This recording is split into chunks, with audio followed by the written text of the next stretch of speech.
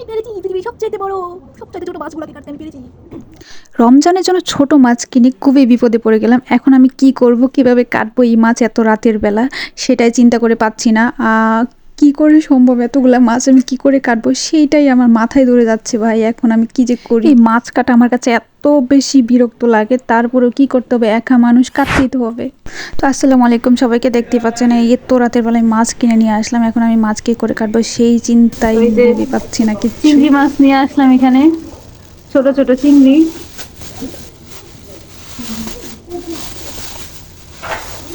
এই যে আপনার এগুলা কি জানি মাছ বলে, মলা মাছও না, এই যে কি জানি চেলা মাছ না কি জানি বলে, এগুলা ছোট মাছ, জাতীয় মাছ। সবাই যেটাকে জাতীয় মাছ পাঙ্গাস বলে, জাতীয় মাছ নিয়ে আসলাম আজকে। এই মাছগুলো যে কাটবো কি করে সেটাই বুঝতে পারছি না। এখানে ওই বেড়ায় দেখা যায় ইটা ফালাইছে না, ফালায় পরিষ্কার করে দিব না, এই সব সহ দিয়ে দিস। ও হো, ডিম কুচ্ছিলাম, কিন্তু দেখা যায় এটা ধান চড়া বলি, দুধ বলি আমরা। ছোট মাছগুলা এদিকে।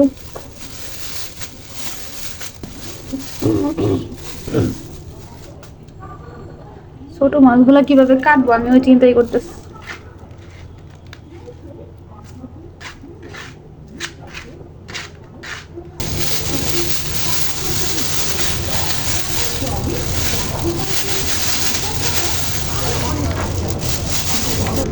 অনেকগুলো আমি কাটবো কি করে, মাছ তো ঠিকই নিয়ে আসলাম কিন্তু কাটবো কি করে। এগুলা নাকি এগুলো নাকি কাটতে হয় না, এগুলো নাকি ধুয়েই রান্না করে ফেলে, কিন্তু কি করে সম্ভব। এই যে দেখেন, এর ভিতর থেকে পেটা বাইরেছে, পেটা।